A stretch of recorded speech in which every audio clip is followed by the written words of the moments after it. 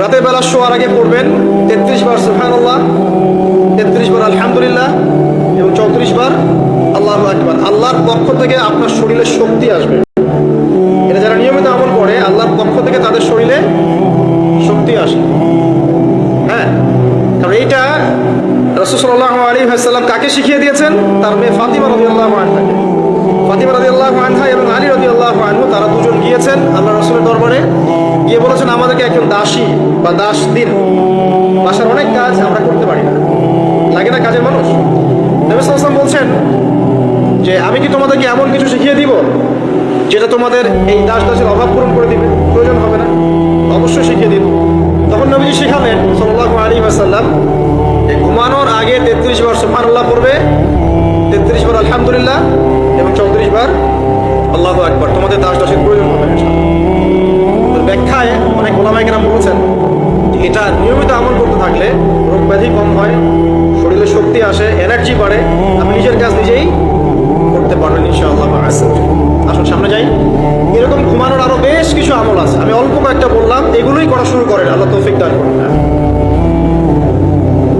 আর যদি পারেন ওযু করে ঘুমাতে পারলে আরো বেশি ভালো হয়। এবার আপনি ঘুমাচ্ছেন ডান কাত হয়ে, কি পড়বেন এই সময়? আল্লাহুম্মা বিসমিকা আমুতু ওয়া আহইয়া, আলহামদুলিল্লাহ, দোয়া সবার অবস্থা আছে। এবার ঘুমান। এই যে ঘুমাচ্ছেন আপনি 3 ঘন্টা বা 4.5 ঘন্টা বা 6 ঘন্টা, আপনার এই পুরো ঘুমটা হবে ইবাদত ইনশাআল্লাহ। এবং পবিত্র অবস্থায় ঘুমানোর অভ্যাস করতে থাকলে আল্লাহর পক্ষ থেকে আপনি সত্য স্বপ্ন দেখতে পারেন।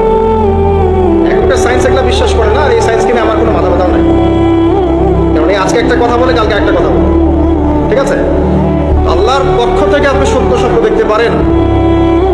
ইউসুফ আলাইহিস সালাম জেলখানায় বন্দী, সূরা ইউসুফ পড়ে দেখেন। তখন কয়েদিদের মধ্যে 2 জন স্বপ্ন দেখেছে। একজন স্বপ্ন দেখছে তার মাথার উপরে রুটি, উপর থেকে পাখি এটা ঠোকরে কি করছে, খেয়ে নিয়ে চলে যাচ্ছে। আরেকজন স্বপ্ন দেখেছে যে সে শরাব পান করাচ্ছে একজনকে, আছে না সূরা ইউসুফে? তো ইউসুফ আলাইহিস সালাম বললেন যার মাথা থেকে পাখির ঠোকরায় খেয়ে নিচ্ছে খাবার, তাকে শুলদণ্ড দেওয়া হবে। আর যে শরাব পান করাচ্ছে সে অতি শীঘ্রই মুক্ত হয়ে যাবে, জেল থেকে ছাড়া হয়ে যাবে। কয়েকদিন পর তাই হলো। এই যে স্বপ্ন যারা দেখেছে এরা কি মুসলিম?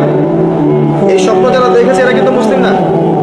ইউসুফ আলাইহিস সালাম মুসলিম, তিনি আল্লাহর নবী, তিনি স্বপ্নের ব্যাখ্যা করছেন, কিন্তু এখানে একজন অমুসলিমের স্বপ্ন সত্য হয়েছে। একজন অমুসলিমকে আল্লাহ পাক স্বপ্ন দেখাতে পারেন, দলিল আছে কোরআনে।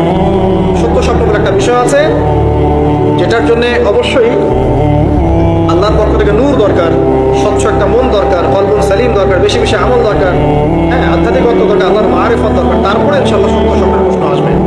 সারাদিন টিভি দেখে, গান সিরিয়াল দেখে, গালিগালাজ করে, গীবত তহমত করে, খোঁচাখুচি করে, চুলাচুলি করে, এদের সাথে সত্য স্বপ্নের কি সম্পর্ক?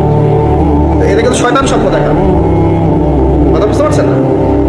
ফজরের নামাজের পরে নবী সাল্লাল্লাহু আলাইহি ওয়াসাল্লাম বসে থাকতেন, সাহাবীরা তাকে বলতেন কে কোন স্বপ্ন দেখেছেন, তিনি বলতেন, এবং তিনি স্বপ্নের ব্যাখ্যা ইন্টারপ্রিটেশন করতেন, এটা এমন, এটা এমন। এমনকি এই যে আপনার উহুদের যুদ্ধের আগের রাতে অনেক সাহাবী স্বপ্ন দেখেছেন, এবং পরের দিন দেখবেন উহুদের দিনে অনেক সাহাবী শহীদ হয়েছেন। তো যাই হোক, ওইদিকে আমি যাচ্ছি না। তো এই যে ঘুমটা আপনি ঘুমাচ্ছেন, ইনশাআল্লাহ আপনার ঘুমটা কি হচ্ছে? ইবাদত হচ্ছে না? আলহামদুলিল্লাহ। আলেম যারা, তাদের ঘুমও ইবাদত। যারা মুসলিম, মুমিন, মুত্তাকি, আলেম, তাদের ঘুমগুলো কি